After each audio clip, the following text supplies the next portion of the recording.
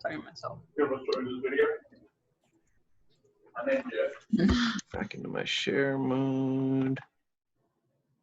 Okay. Great. I haven't seen Kirsten, my moderator,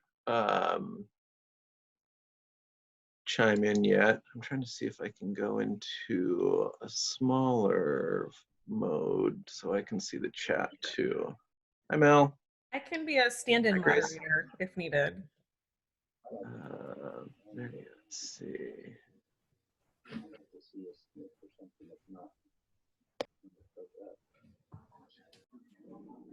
Oh, well, I'll let Kirsten do that. Or until she gets here, maybe Katie or Mel, if you can run the chat stuff. Yeah, happy to do that. Okay, thank you. Okay, it's 11 o'clock. We'll get started. We, welcome to CAT class, day 2, and we've got lots of great guests coming up over these next 2 weeks. This is me, Gary Marshall, if you weren't here yesterday. I am a practitioner on Mercer Island, Washington, and we have a lot of students come through our clinic, and we weren't able to finish out our preceptors this year, so I wanted to do some stuff online for those preceptors, and it kind of grew into getting quite a few involved, and I'm really excited to be able to do this.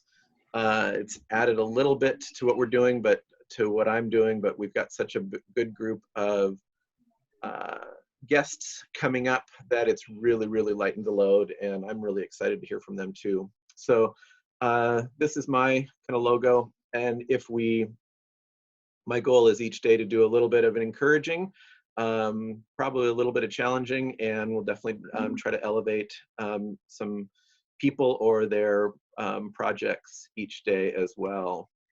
And so first of all, that starts with our tomorrow's guest is Dr. Katie Kuhl. She's here today, and this is a picture of us, and Mel and Jackie, who are also, I see here today, are also in this picture. Katie's going to be talking about spays and neuters and just kind of the weird things that can happen and how you can solve them as a newbie, a new grad when you get out, and not to be freaked out when things don't go as perfect as you expect. Let's see.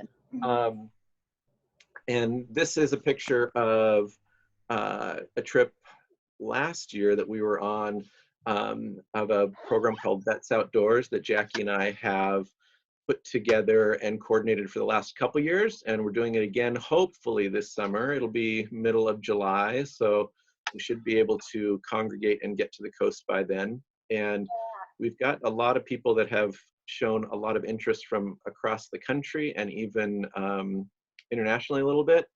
And I'm really, really looking forward to this because everything else in my life that I was traveling to has been canceled between now and then. And if you want any more information about camping on the beach with a bunch of vet students and vets in the middle of July, send me a DM or an email, and we'll get the word out on what that all looks like and what it's entailed. We'll have a Facebook group open soon on that too. What's that, Jackie? We'll have a Facebook group getting launched pretty soon here, so that people can communicate on there too. Awesome. Okay, so old cat kidneys. That's what we're going to talk about today. And this is a big topic. You probably would go over this for like a semester, or you should in vet school. And we're going to try to hit the high points over the next hour. And if we don't get through it all, I've got some spots next week that we might finish it up because I think it's really, really important. And my goal to, as we go through this, is to cover a few big picture items as far as when we have old cats and we want to know how their kidney function and how their kidney health is. We want to know, well, what do we need to know for one? What do we want to do? with these patients, what can we do with these patients, and how are we going to do it? So if we can kind of think of it in a big, broad picture of that's how we approach these and how we think of these as patients. We do this for a lot of different situations, but in this, I think it's really important for these old cats to kind of have this in mind. So kind of like we did yesterday with hyperthyroidism, we need to diagnose these cats, and then we need to manage them. So this is kind of what we're hoping to get through today, and I don't know if we'll get through it all or not, but we'll give it a try. So diagnosis. If they're an old cat, they got old kidneys, and their kidneys are not functioning like we would like them to. So if you just think of, pick a number, 10, 12, 8, they're going to have some degree of kidney. And so just if you go into it, somebody's getting some I hope that's not me. So if everybody can mute their mics unless they're talking, that would be helpful. There we go. Great, thanks. So diagnosis. Iris staging. I don't use iris staging. I don't really get much value out of it. I know you guys are taught a lot of that. And if you have any questions about what you've been told about this and how it's supposed to be really, really beneficial to you, we can go over that. If if there's anything that comes up, put it in the chat and I'll be alerted to that because I can't see that right now. But pretty much for me in iris staging, I really don't care about it. I don't follow it. It doesn't really do me any good because how we manage these, it really matters more about what we're doing for these patients as opposed to numbers on a scale. For some people that like to follow and say, okay, we know this is getting worse, I don't really need the iris staging to tell me that with my patients if we're tracking them. And a lot of times the numbers can be a little bit deceiving. So we have to really, really monitor those patients and their clinical signs and their quality of life. So not much on the way of iris staging. SDMA. This is one that obviously for some of us that have been practicing for as long as I have, this is not something that we had to use.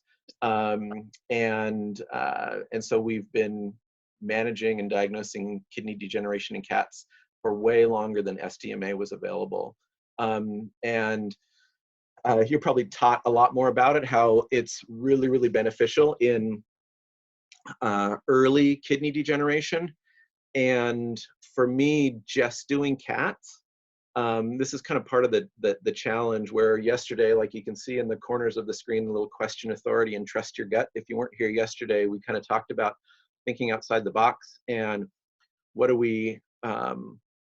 is this telling us, and can we trust it, and what are we going to do about it? Are we going to believe it? Are we going to do what we feel is best for our patients despite of the numbers?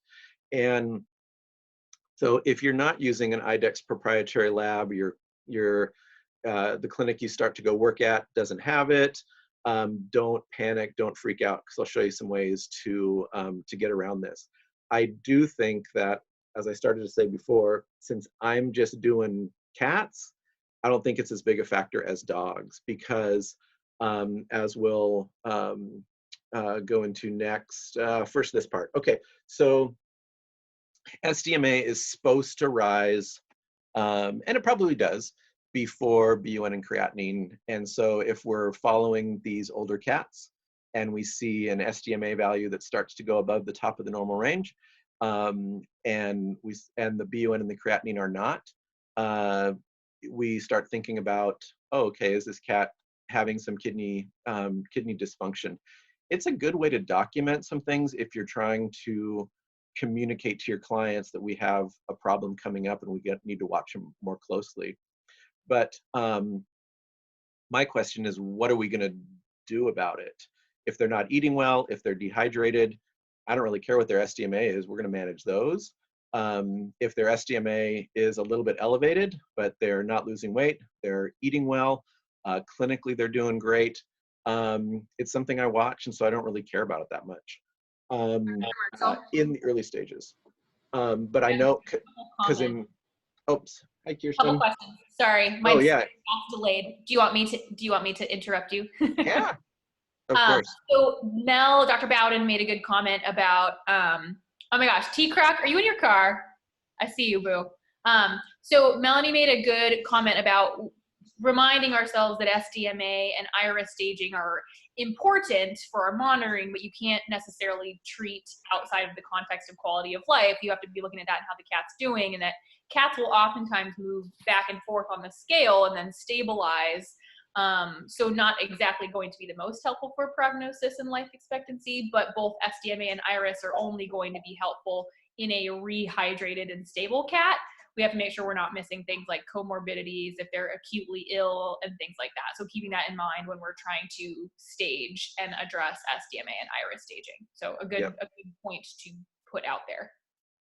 Yeah, I agree with that. It's great to have data, and I'm not trying to dismiss that, but this is not the gospel. As she said, every patient is going to be a little bit different. If they're hydrated, if they've got an infection, if they have other diseases going on, and we'll talk about comorbidities in a little bit, but just don't hang everything on one number or even a couple numbers. You got to put them all together, and you've got to think about what those mean and why they're telling you what they're telling you, because there's usually a good reason that if it doesn't seem to make sense, why it doesn't. But that takes a lot of thinking, and you can't just, there's just not a dogma associated with it, is the main point I wanted to get across.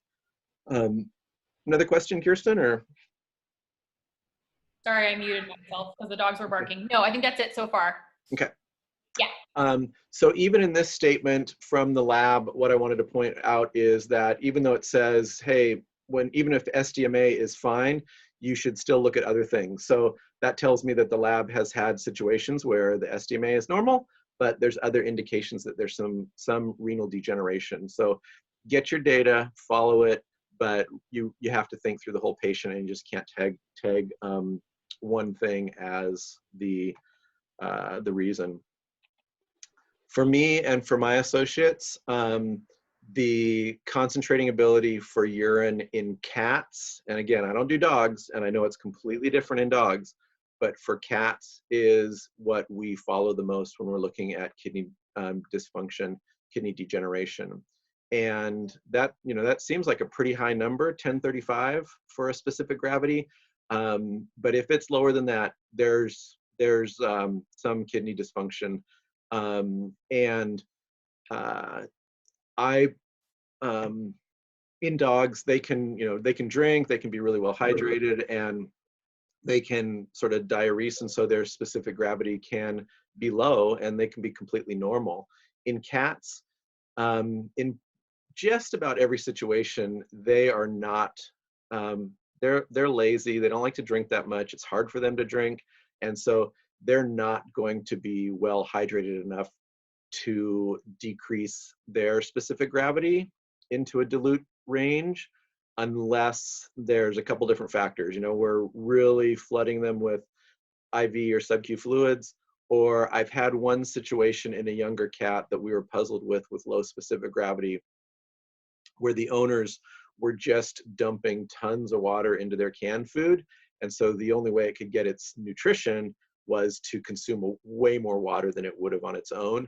And that one did, and when we told them just quit adding water to their food, just so we could see, is this a kidney problem, which we couldn't identify, or is this just overhydration, the specific gravity went back up nicely. One other thing that just as you go through practice and you start thinking about unspecific gravity is, and I don't know the answer to this one, and maybe some of my ER people can chime in and comment, that is there an upper limit of concentrating ability in cats that we can gain some data on, some benefit. I think these cats between 1040 and 1050, that just kind of tells me that everything is humming along really, really good. If they're 1065, 1070, does that mean, yeah, their kidneys are doing okay, but are they possibly getting dehydration with really, really good functioning kidneys and they just don't have enough enough water?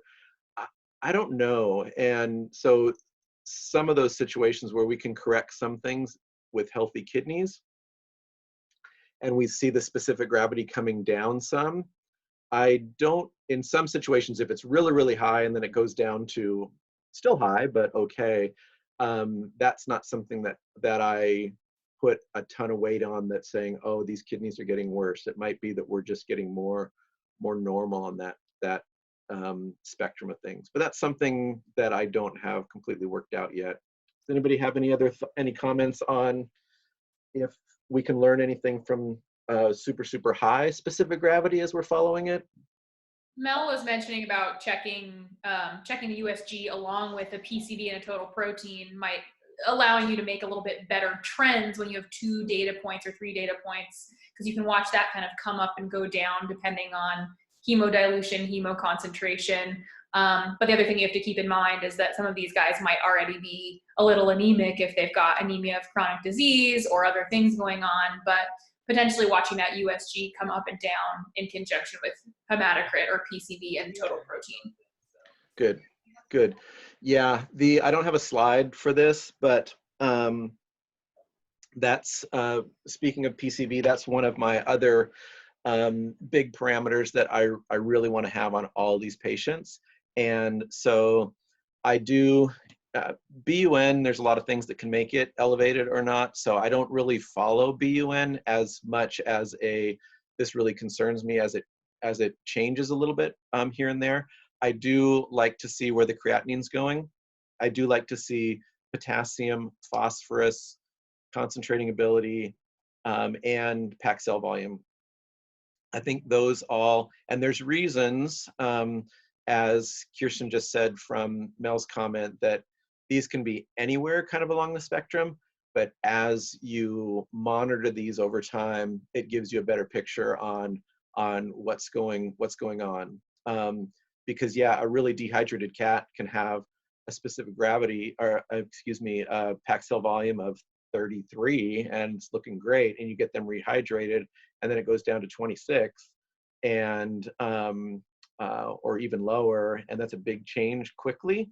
But we have to remember it's a percentage of their blood volume that's red blood cells, and so that that change, if we can explain it by something we've done as opposed to just panicking because we see on a trend on some paper that it changed over time, you just have to think through each and every parameter. Same thing with creatinine. We have cats that as they get worse, their creatinine looks better, it gets lower, but it's probably just because they're completely muscle wasting and they're not making creatinine anymore. So we have to take these, none of these are in a vacuum. You have to take them over time. And as we'll go forward here, we'll kind of see what other factors we take into place as we're looking at old cat kidneys. So Dr. what can Marshall, we do can I- on our treatment and management of these guys? As we've already talked about a little bit, and we talked about yesterday, we've got all these cats have comorbidities. If they don't just have kidney disease, they've got something else just because they're cats and they're little inflammatory beings. We talked about hyperthyroidism yesterday. So many of them have non-normal GI tract, whether it's IBD or lymphoma, a little bit of both. They've probably got some severe dental disease that they've been hiding for quite some time. They could have a UTI, but we're going to find that out when we get a UA, because we're going to get a UA on all these cats every time. And they could have cancer, and they're pretty much going to all have some degree of arthritis. How clinical it is or not, we're going to have to be the advocates of putting all these together, because the clients are just saying, oh, my cat's getting older and they're slowing down. Well, yeah, that's true, but are there some reasons they're slowing down that we can help them with? Are they so sore that they just don't want to move? They don't groom themselves as much. They don't go to the water dish and the food dish as much because they're uncomfortable. And so addressing these comorbidities can really help the underlying or the other disease too, which is kidney degeneration. Any questions on comorbidities? I think Dr. Crocker might have some tidbits of wisdom that she would like to share with us. I thought I heard her. She No? said, No, I Oh. was just gonna say hi. Hi. With urine specific gravity, I don't check it in the ER really that frequently, other than on presentation because they're on fluids. I don't know that it makes a big difference or changes my my plan. And honestly, in cats, a lot of it is based more off of clinically how they're doing versus the numbers when they're hospitalized, like in the ER in my general practice. So I was just going to ask you, I mean, do you check specific gravity for a hospitalized pet more frequently than kind of on presentation? And then when would you recheck it after to kind of see where you're sitting? I mean, I check PCV, TP, you know, creatinine, BUN, but I really don't recheck the specific gravity most of the time. That's a really good point because yes, for your management, it's probably not going to change ongoing care. Is their weight up? Are they eating okay? Does their skin elasticity feel? How does their coat feel? And some of these other aspects. And it's, in my perspective, it's probably not going to improve that much, even as you manage their disease. I really like to have it ahead of time. We're gonna get it, especially to look at other parameters in the urine as far as are they dumping protein? Are they dumping sugar? Do they have an infection? I do, the times I see differences that I can really tag something as far as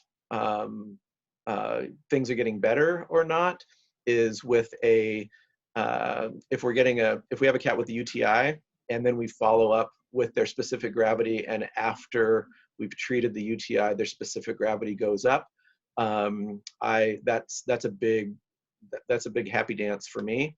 And I do see a lot of these as we go forward on these, that I think they're that it's one other parameter that will change up or down that can give you a lot of times even a quicker picture of how things are changing to me than certainly than BUN and even sometimes creatinine, because creatinine's pretty slow to change. Same with specific gravity, it's probably not going to change that much, but if I do see some differences, it makes me either panic more or be a lot more encouraged. But that's not an ER thing, I wouldn't think. I don't do ER, but that would be more a general practice over time as you're monitoring these. And it's usually pretty easy to get. I wouldn't make every cat stay for 4 hours for their bladder to fill up if they just peed in the carrier and we're trying to follow up on them with an appointment. Good point, Dr. Crocker, thank you. Okay, ready to move on? I think so.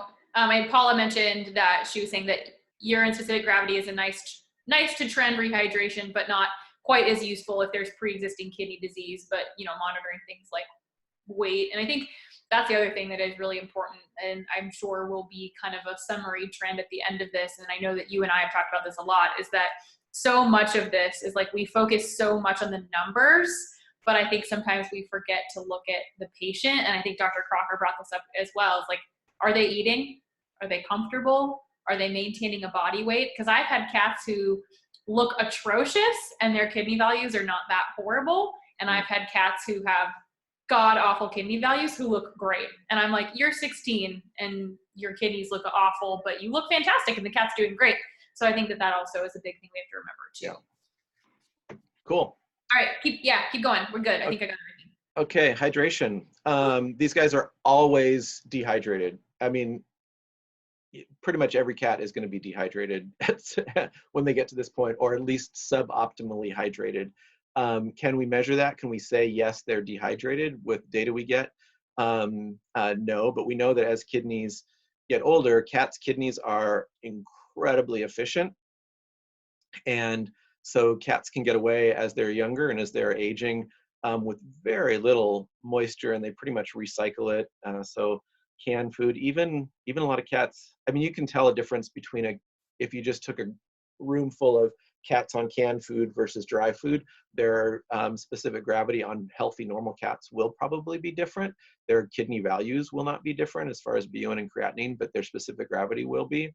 And as they get older and older and they lose that function, I don't think that they have, as some of them do, but as a huge of a drive to compensate for it on their own by drinking more, by eating more. They don't choose to eat something that's moist. A lot of times it's what we give them. So these guys, the biggest thing you're going to do is you're going to come up with a strategy to get more fluids into them. And how that happens, we got lots of different routes. We've got subcutaneous fluids, we got oral fluids, we got IV fluids, and we've even got rectal fluids. That's certainly not something I do very often, but if we've got cats that are, again, this goes comorbidity, that kind of stuff is usually the only case. You've got them on a bunch of different medications and they're throwing up every time they get anything into their stomach.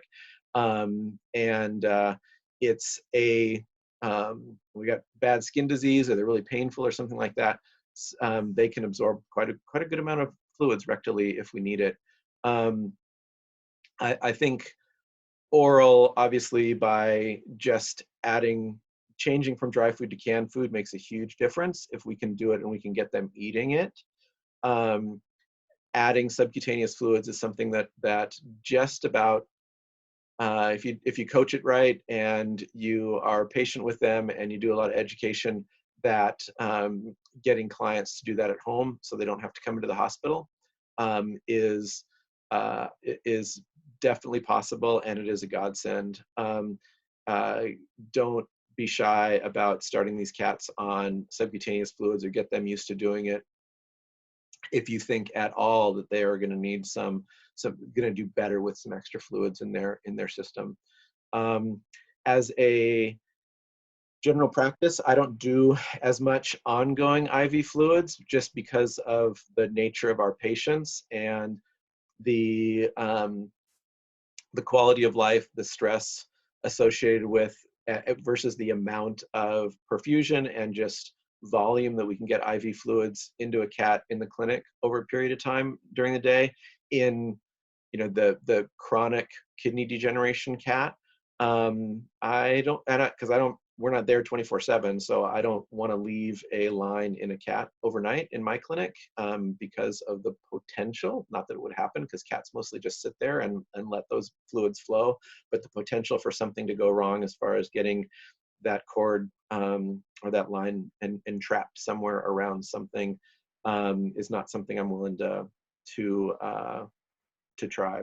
I know there's some ways that you can, different setups and stuff, but that's something that just makes me a little bit nervous in our practice. And I think for me, I concentrate for these types of situations more on volume as opposed to specific perfusion and getting a higher perfusion like you would be concerned about in an anesthetic patient, or for certain conditions where you just really need to get stuff into them in an ER setting or something like that. We have a question. Yeah. So there was a question about how do you handle the comorbidity of congestive heart failure or HCM? We were taught to try and be careful with sub-Q fluids because we're not controlling the rate of absorption. So curious to know how you handle this. And there's a couple comments as far as when they're in an ICU or ER setting. It says we will always try to encourage PO intake. So as much as we can encourage them to do it on their own. I know that when I was working for you and I had long conversations with the cardiologist about IVs, we are cutting them back, but also with sub-Qs, maybe going from, if you were doing 75 to 100 milliliters per cat for a cat with normal cardiac function, potentially going back to 50. I think that the scare is a little bit less with subcutaneous versus IVs because there's a lot lower likelihood that you're going to overload them, but making some sort of decrease in the total volume that you're giving and then monitoring for respiratory effort, dyspnea, things like that. That was what I got told. Obviously getting an echo with the cardiologist is ideal, but not everybody can afford that because that'll tell you the degree of potential cardiac disease. But Mel mentioned that, the whole congestive heart failure thing is more of a fluid overload issue, whereas we're kind of trying to balance. Oh, excuse me. No, thank you. Excuse us. This is about cats, you guys, not dogs. But also talking about in an ER setting, offering like an NG tube and slowly rehydrating that way. Mel, I don't know if you want to jump in and add a little bit more as far as your thoughts and heart stuff.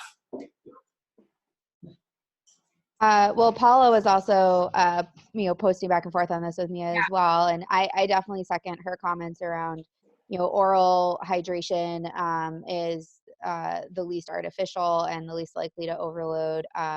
And so anytime we can get PO, whether it's an NG tube or an EG tube, in an ER setting, you're also dealing with really debilitated animals often. And so also trying to get, calorie intake, right? So we can control calorie intake that way as well as medications. And so often getting, an NG tube or an EG tube in is helpful for multiple reasons in these types of cats, so that we can also stabilize body weight or even have them gain.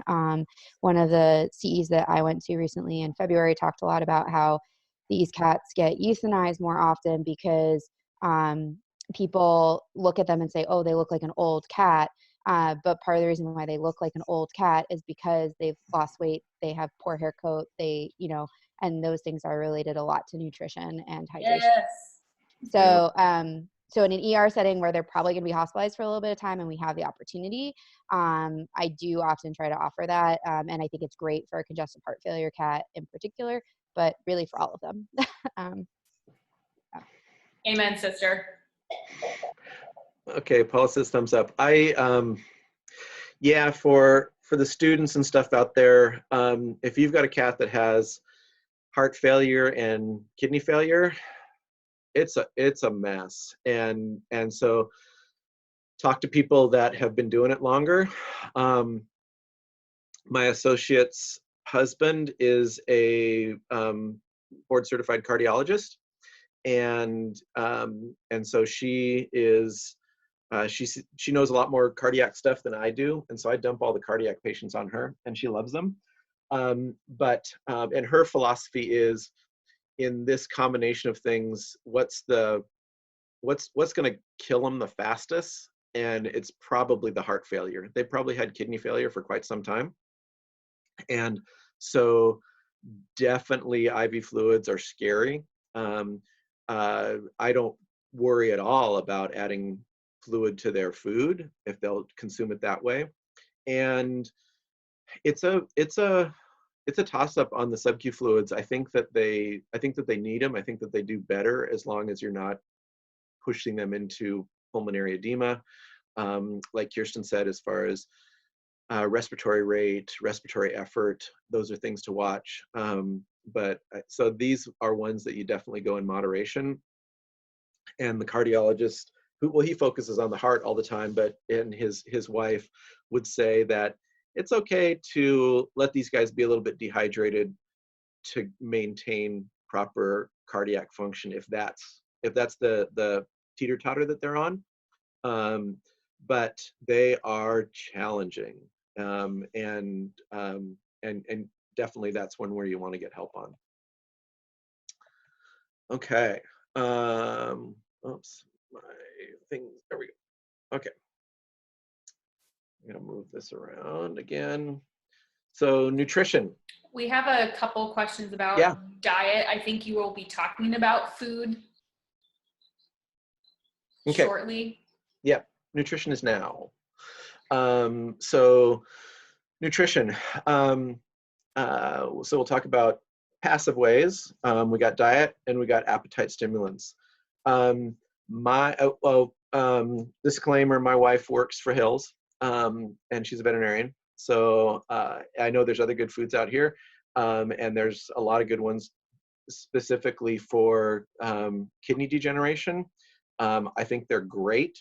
I like KD mobility. If they'll eat it, I think it is amazing food because of the antioxidants, omega fatty acids, and because I really feel that 99% of these cats have arthritis anyway.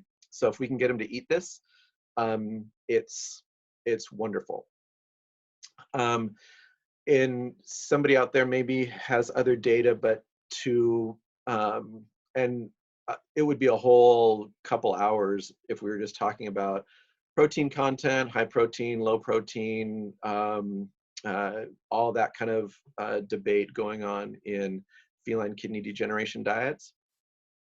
Pretty much diet-wise, the only data that we have is on the original KDs, just because there's not long-term studies on cats. But the one long-term study we have is that KD, they did better their longevity, those that were on KD and those that were on other diets. And I can't remember exactly what the diet was off the top of my head.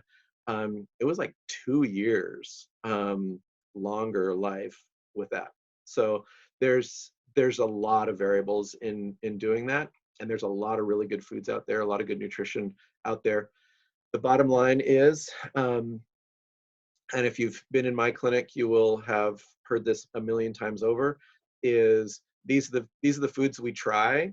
And yeah, you probably don't want to try them the first time when they're hospitalized, and you want to try to do it slowly so you don't mess up, because they're probably not going to eat it in the clinic. But if you can get them on a canned diet that's designed for kidney degeneration, fantastic. If you can't, the food that they like the best is going to be the best food for them in all these situations. I don't care what it is.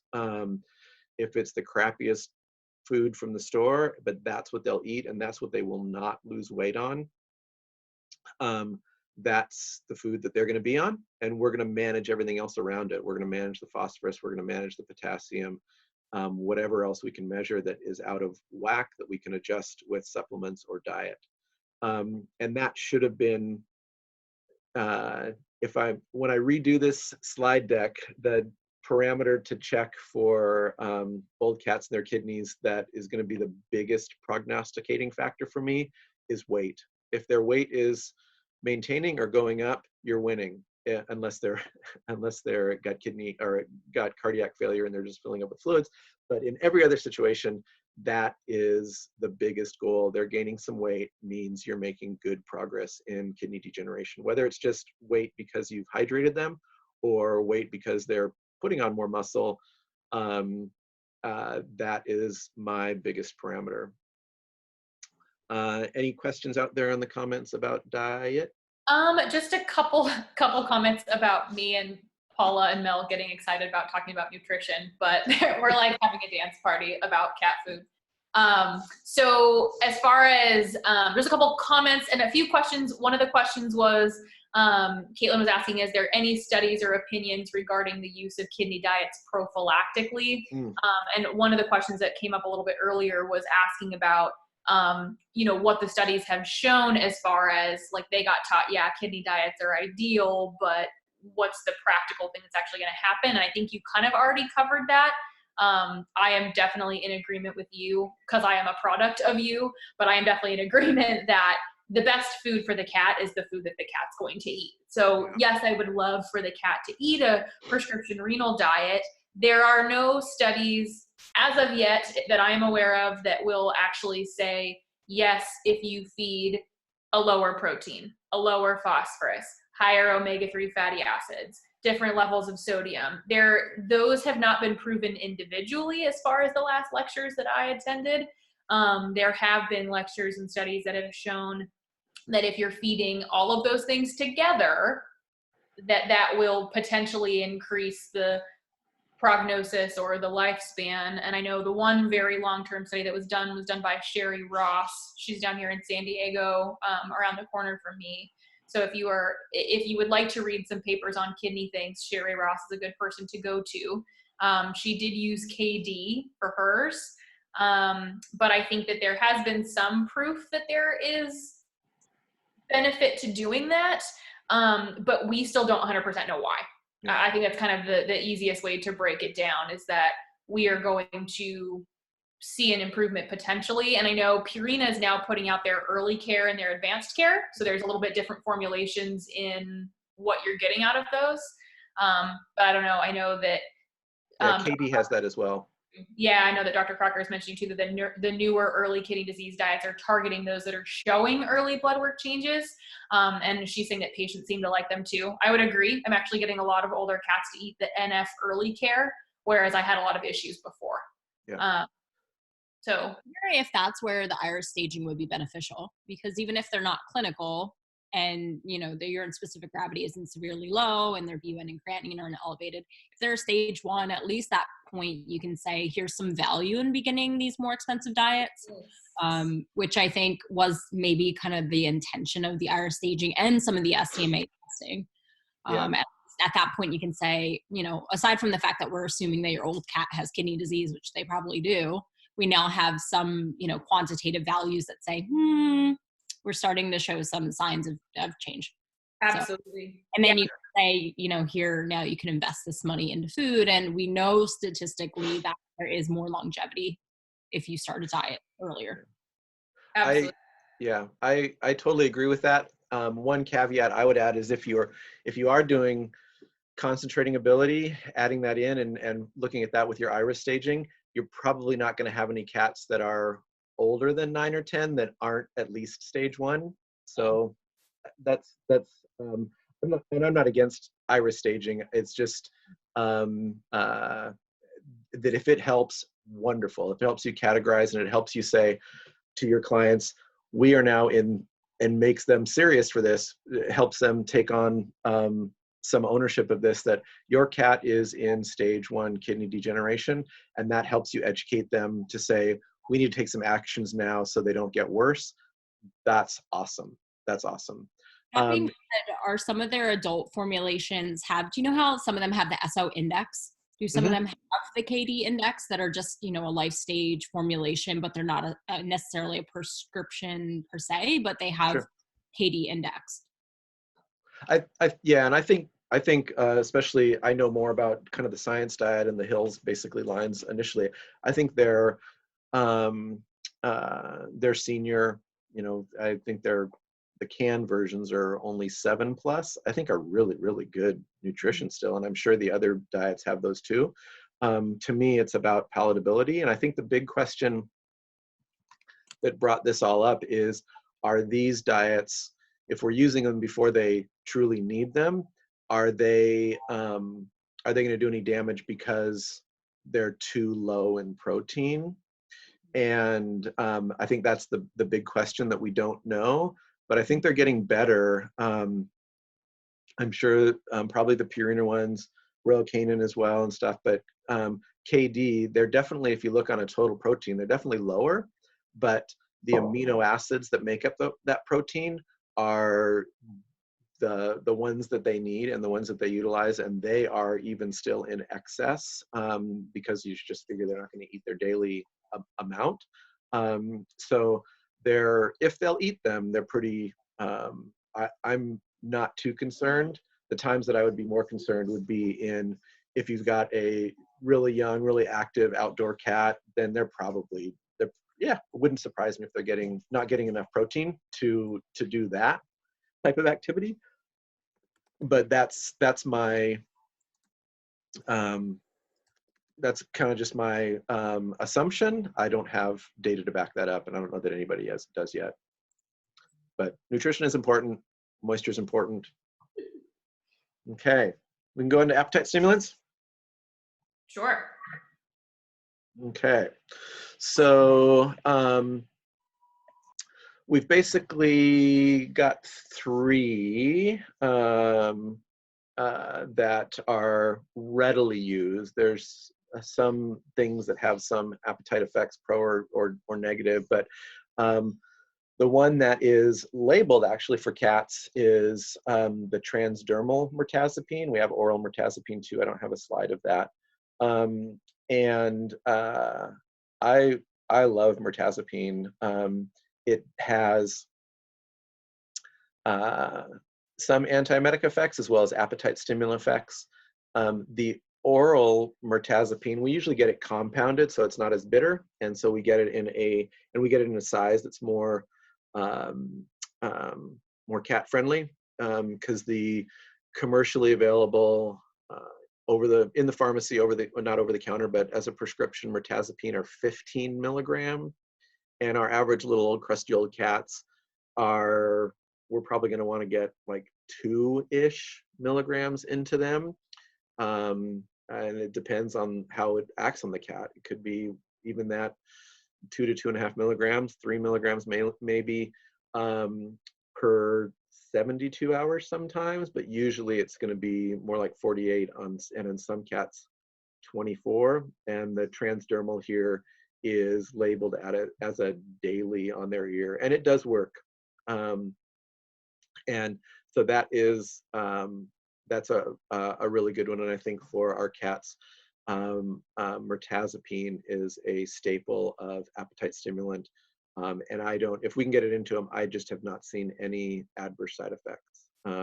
Some cats, a lot of cats, the first 3-5 hours, if you're giving it the oral and you give them a pretty decent dose, they'll act like they just had an extra cup of coffee for those few hours. The more you give it to them, the longer you give it to them, and they seem to get used to it, and you don't see that as much. But some of that, I think, is just kind of the owners figuring out how frequently they need to give it, and kind of what to watch for and when to give it and stuff. So put mirtazapine in your quiver of things to use. Let's see. Okay, I kind of jumped ahead. Let's go cyperheptadine. We've used that a long time. Great drug. It's an antihistamine, but it can stimulate appetite in cats. The typical is a 4 milligram tablet. It's cheap. It's over the counter. We're doing 1/4 of that. So 1 milligram. You can do it twice a day. And a lot of cats need it twice a day.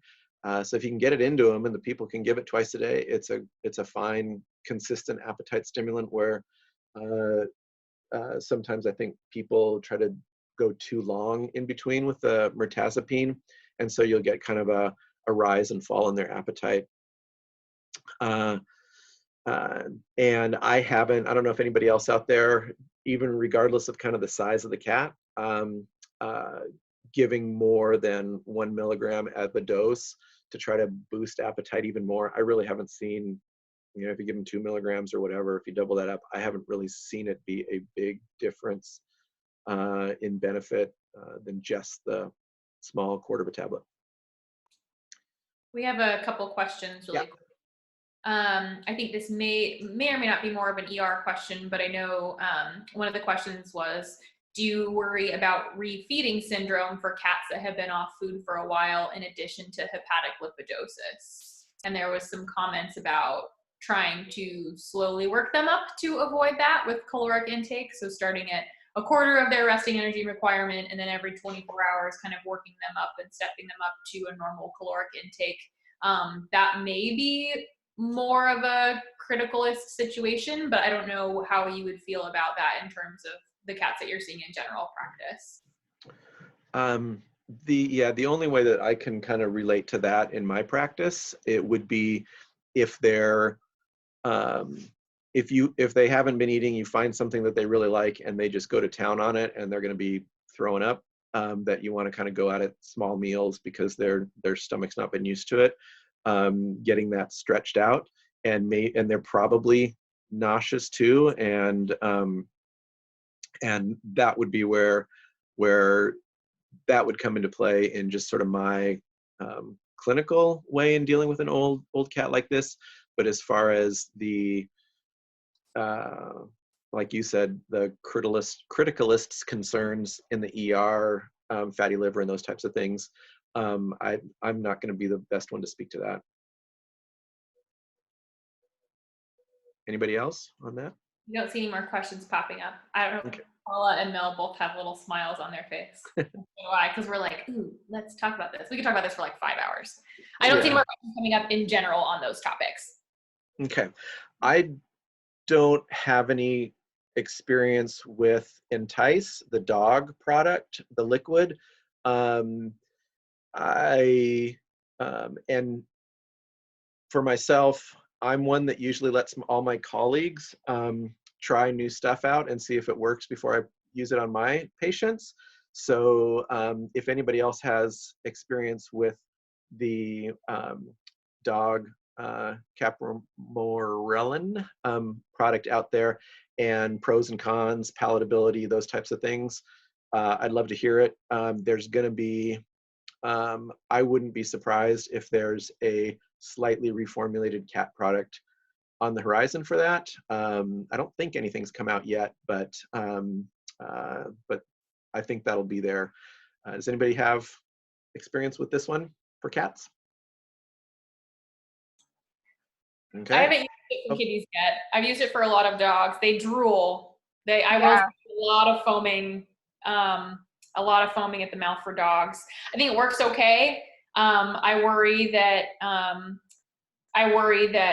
dogs are already drooling from it, and cats are the poster children for drooling with any change in bitter oral medication. So I've seen a few kitties on it from the specialist and from the ER that have used it. I haven't seen any adverse side effects of it, but they foam and drool like a mother. So yeah, same here. I really like it in dogs, but the drooling is excessive, and the transdermal mirtazapine just works so well that I just don't see a need for it personally. And I like the transdermal because clients can continue that so much easier when they go home also. And I think orals are just tough. Like I hate orals in cats in general. So as few as I can send them home on, the better. So unless they can make it more palatable, I stay away from it in cats at this point. So agreed. I love that comment, Dr. Crocker, as far as when all these different things we're talking about are probably not the only thing you're trying to get into a cat. And so if we can do some sub-Q and some topical and some oral, and spread the love around those different routes, I think it's going to be more productive. The one thing I didn't have a slide for, and I think, okay, here. So force feeding. But anyway, so I'll talk about this first, and then remind me if I forget, Kirsten, as far as the one other category that I didn't put up here.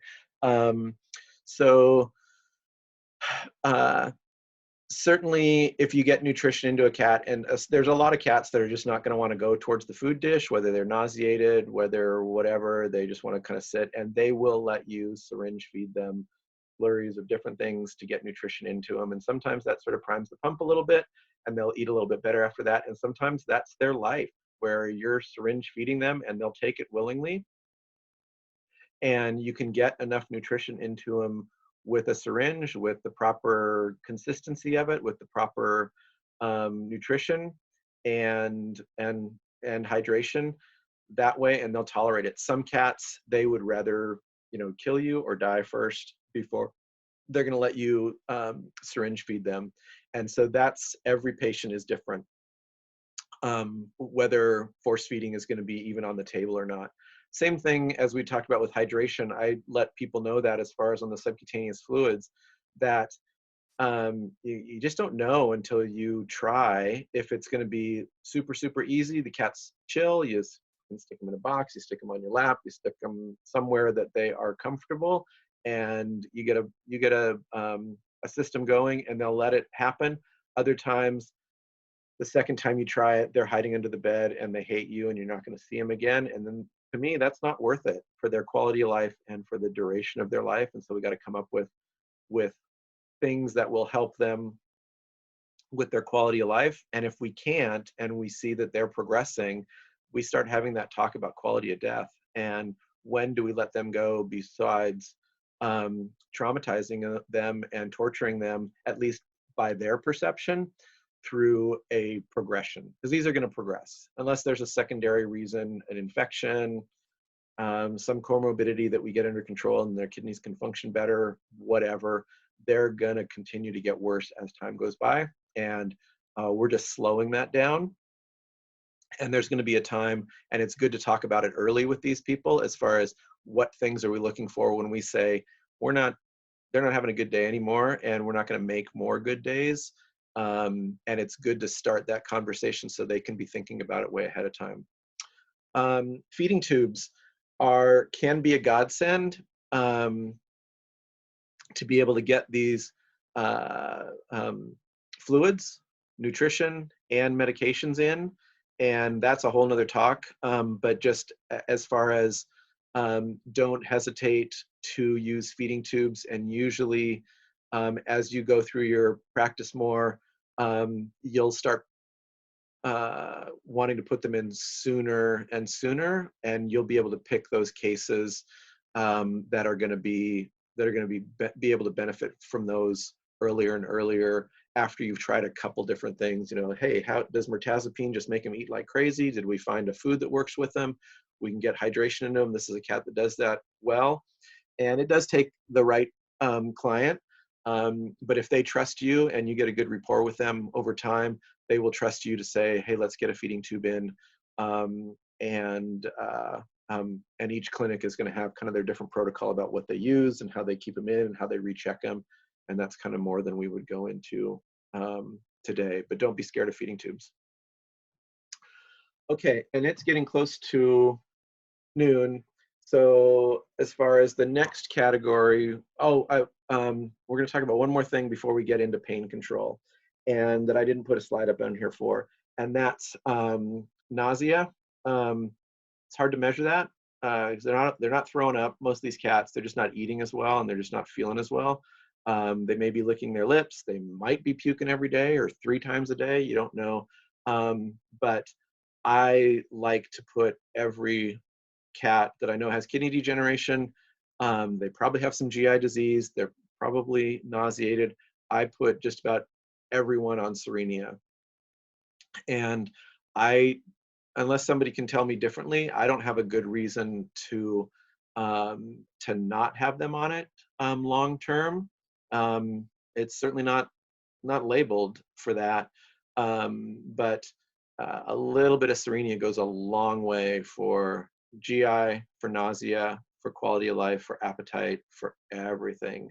The smallest tablet out there is a 16 milligram, and I'll keep my cats on a quarter of that. Some are even on less. The quarter of that every day for a while, and then I think we can see pretty similar benefits. And I don't know if it's better or worse to back off a little bit, but to go to every other day after 4 doses, 8 doses, just kind of take it and see how they're doing. But I don't hesitate to use Cerenia, and I don't usually back off even if they get better. Anybody else have thoughts on Cerenia? It looks like everybody is thumbs upping. I concur. I'm like freaking Oprah with Cerenia. Paula and I are like, you get Cerenia, you get Cerenia, everybody gets a cruise. Well, maybe not right now, Corona, but Cerenia for everyone. When I talked to the internist at, who makes Cerenia? Zoetis, Elanco. I talked to one of their internists, and he said that even though it's only labeled for 4 or 5 day use consecutively, he said you could literally have them on that forever and a day, and they haven't had any problems with it. He did say that if you were concerned, there has been some studies that have shown a little bit of a decrease in gut motility if you use it consistently for a really long period of time. But he's like, I haven't had that issue. I don't think clinically many of us have had that problem. But he did say if you were worried about that, he would either do pulse therapy, so do like 4 days on, a couple days off, 4 or 5 days on, a couple days off, or like you were saying, give it every like 48 to 72 hours. That was what he recommended to me. I think I've had pretty good success giving it like every other day, every couple days. And I know that that's like what we had a lot of our clients doing when I was at Island Cats. I had a couple questions. Everyone says Cerenia is amazing. Cerenia is amazing. Yes, we love Cerenia. What if, Katie's question is, what if cost of Cerenia is an issue for clients? Yeah, it's selling it in, like for us, as far as a prescription fee per prescription is a significant part of any prescription cost. So we'll sell multiple boxes at a time, then that decreases it a little bit. But it is expensive. And especially if you start thinking, okay, we're really going to use this, but we have to get it compounded to be able to get it into our patient, then that's not a human drug. So you can sell them the Cerenia, and then they have to take that Cerenia to a compounding pharmacy, and then they get to charge for whatever they do with the drug that they brought to them. So it is expensive. I don't have a good answer for that. I think it's really, really beneficial. And then I think you work with those clients to say, okay, these are the 4 or 5 things that we want to do, and say which ones are we going to throw out to save money, and you just go through that with them. I'd probably, I think it would be hard for me to decide between Cerenia and diet. If they can save, I mean, some of the prescription diets are freaking expensive now. And if they can save money on diet, and their cat will eat and maintain its weight, and it'll keep it down, and it'll eat better on Cerenia of some other food than not eating and having to do all the same stuff with a prescription diet, yeah, maybe I'd go with Cerenia. It's going to be different for each and every of my patients, but it's good to have those conversations with your client and see where they're at, because then you're going to have compliance better if you're both on the same page. Yeah. I have a couple questions and comments about like buying the larger size tablets and then Sure. smaller. I don't have a problem with that. That's great. Yeah, I have some, I mean, there is going to be a little bit of question, I think, about, Katie mentioned like efficacy. I mean, they're in those little blister packs. So it's like, once you open it, if you're breaking it into 12,000 doses, how long is that going to stay efficacious for? I think that you're just going to have to explain that that's compounding, and that's a risk that we don't 100% know. I have a lot of clients who will buy the 24s and split them smaller. So that's a little bit more cost effective. I have used ondansetron in some kitties for nausea. It is a human drug, and it's cheaper. You can write them a prescription to get it at any pharmacy. I will say that will work for some kitties, but I still think that Cerenia is the absolute best. As far as the effects, you get that kind of anti-inflammatory on top of everything else. There's been studies showing that Cerenia might work for fluty cats for bladder inflammation. So I'm still going to say that if they, I use it for IBD. Yeah. Everything, all the things. All the rhinitises, everything. Yes. Oh, everything gets it. I will say, and this is kind of maybe a whole nother topic, but chronic disease in general, learning to have those financial discussions up front is huge. There is so much you can do for these patients. And I tell people, I can recommend a lot of things. We're going to have to discuss, what you can do at home based on your cat's attitude, based on your availability, based on your lifestyle, based on your finances. But it's actually it should be a lengthy discussion up front about this is a chronic disease, and there's a lot of things that we are going to throw at you. There's no one way to treat these. And, what are going to be the things that are going to hinder our plan, and then talking through those up front, because I do think we are really good at saying, here's all the things we can do, and we want your cat to be better.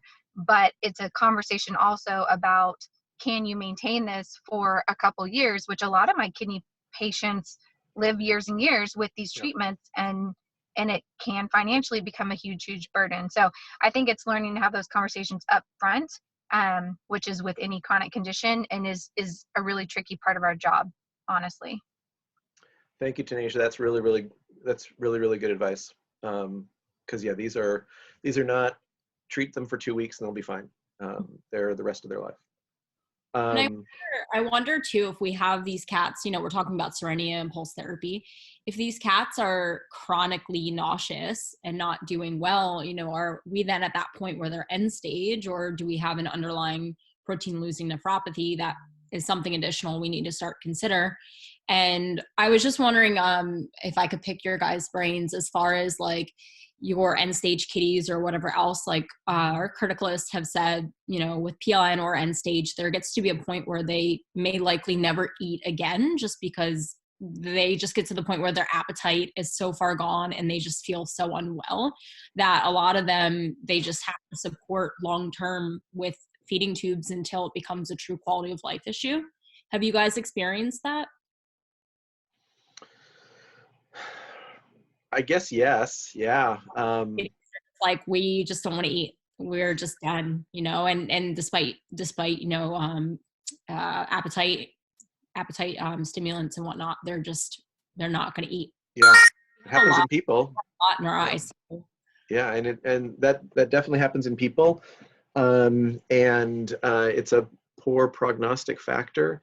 And then, like you said, it does come down to the quality of life, because as we showed in kind of our list, it's nutrition, hydration, pain control, and if we can't keep ahead of the downward spiral on any of those, I don't think it's fair uh, to keep them going if if there aren't other measures that we can try, and the people are willing to try them, to say, okay, let's see if this avenue will do the trick, whether it's, like you said, it's a feeding tube or syringe feeding, or additional ways to get fluids into them, change their appetite stimulant, change their antiemetic. And if the people are willing to try those, and you've gone around and around on those and they're not working, then yeah, it's definitely time to have those conversations about letting them go. And I personally, I don't usually place feeding tubes in like kidney patients. A majority of the time, I'll hospitalize them and treat for underlying conditions, and then we'll try to find a home maintenance plan. But that, in my general practice, we don't place feeding tubes for that. It's more for like fatty liver and things that are short term, and we know if we really do this, we can get them back on track. So I have never done that, like place a feeding tube for protein losing neuropathy or kidney disease. And I probably personally would have a really frank conversation with the client if we were at the point that they felt like they wanted me to do that to maintain their pet. If they were that severe that we couldn't get them eating with the things I normally try, I don't know that I would. And Yeah. that's just me, my comfort level with what the pet is having to go through. Absolutely. No, I totally agree. Yeah, thanks for bringing that up, Tanasia.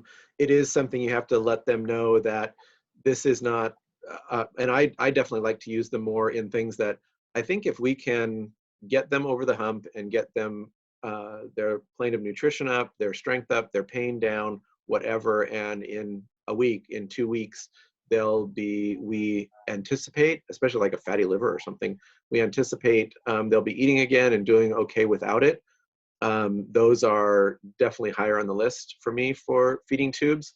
The feeding tubes in these old cats is when clients say, what else can we do? What are the options? And you bring it up to them and you tell them, this will, we're going to manage this. We may have to put another one in, but it's probably not going to not need a feeding tube if we put it in and they're doing okay. This is their new normal. And what does that look like? And have those conversations with them. And some are like, yeah, bring it. That's great. And others are like, I don't want this tube sticking out of my cat. And then you've taken that off the list. And then the decision-making proper sort of plan goes towards, okay, without this level of nutrition, then that's fine. But that means that we're going to be letting them go sooner, and that's okay too. But it helps them say, what can we do, and what will we be able to do, and how's it going to work? How are we going to get it done? So kind of like when we went up to that first slide. Yeah, one of the comments Carly just wrote into the chat section was about, in school they teach us the gold standards, and having people that don't give a crap on how much they spend talking about finances is going to be challenging for them as new students. I think one of the things that, and maybe this will like blow all of their minds, but there is no gold standard, in my opinion, for treating a chronic kidney cat. And often in many of the diseases of chronic management that you face, the gold standard realistically is whatever that family can do and maintain long term, not necessarily what the book tells you that they can do. And it's also what that cat will tolerate. So I have some cats that tolerate sub-Q fluids fine and do great. I have other cats that it's just not going to happen. And so I think that each of these have to really be individualized discussions. And back to Dr. Crocker's comment, you need to take time, and I have my clients come in and pay for a consult appointment to have a full 45 minutes to sit down and talk with them when we're facing a really like severe long-term management case, where I think the clients are on board for doing it, that they'll come in and that entire time is just spent for, here are the different options, here's how this can look, setting a judgment-free zone and saying that to them, this is a judgment-free zone. We have lots of different things that we could do. There is no one right choice. And I'm here to support you and what works best for your family and your pet and your bond. And those conversations, they just have to be frank and open and leaving the door open for continued conversation moving forward. Excellent. Super, super good. And part of that conversation is also, even though no matter what you want to do, sometimes that's not on the cat's list of things to do, and you have to take that into account too. And I think that may be definitely a good topic for one of these down the road, is the standard of care that I think students are led to believe is, something you cannot cross, and the standard of care that is in our world, in practice in different economies, in different parts of the country, in different access to care issues, in different locations. What does standard of care mean for this patient in front of me and this person in front of me right now? And it's like I said yesterday, the answer to most of these questions is it depends. And that's, I'm not a new grad, but I hear from a lot of new grads that have been out there a few years that that is a real hard thing on them mentally, is to say, I've been trained, I've been told this is what I'm supposed to be doing, and I feel like I'm doing a really, really good job for my people and my pets, but I'm not doing what school told me is the standard of care. And that's okay. We need to get over that as a industry. When we give a shit about our patients and their people, and we're doing what's best for them, individually, that's the standard of care, and we need to really promote that as a profession, I think. Okay, so I might do another lecture on pain control in general in cats. I have a section of it on my talk on Friday afternoon that I'll be giving. If anybody wants to jump on that, it'll be a little short part of it, but we don't have any time today. So we've got Dr. Cool tomorrow, and then on Thursday, Dr. Crystal Bowles, who's an ophtho resident in Illinois, is going to talk to us on conjunctival and corneal issues that you're going to see in cats and how you can deal with them, hopefully without sending them to an ophthalmologist, or definitely when to send them to an ophthalmologist. So look forward to that. I'll send some more information. Oh, I don't think, we didn't have a big spike or anything today.